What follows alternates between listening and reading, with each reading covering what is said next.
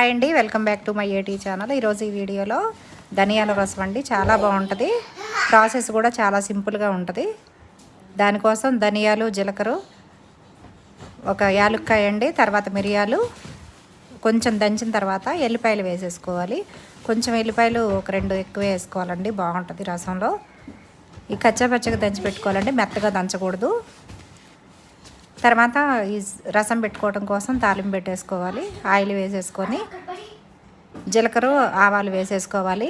కరివేపాకు, ఎండుమిర్చి వేసేసుకొని తాలింపులోనే పసుపు కూడా వేసేసుకోవాలి. వేసుకున్న తర్వాత మనం దంచింది, కచ్చాపచ్చాగా దంచింది ఉంటుంది కదా, అది కూడా తాలింపులో వేసుకొని కొంచెం ఆ ధనియాలు ఆ ఫ్లేవర్ వచ్చే వరకు కొంచెం వేయించుకోవాలండి. 2 సెకండ్స్ చాలు. తర్వాత మనకు కావాల్సినంత వాటర్ పోసుకోవాలి రసానికి. మనం ఎంత క్వాంటిటీ కావాలనుకున్నామో అంత దాన్ని బట్టి చేసుకుంటే. తర్వాత వాటర్ పోసుకున్న తర్వాత చింతపండు వేసుకోవాలి. తర్వాత సాల్ట్ వేసేసుకొని బెల్లం కానీ పంచదార కానీ టేస్ట్ ప్రకారం, మేమైతే పంచదార వేసాము. వేసుకున్న తర్వాత మరుగు ఇట్లా వస్తుంది కదా, అది మరిగేటప్పుడు ఒక 5 నిమిషాలు మరగనివ్వాలి. తర్వాత సిమ్లో పెట్టేసుకోవాలి.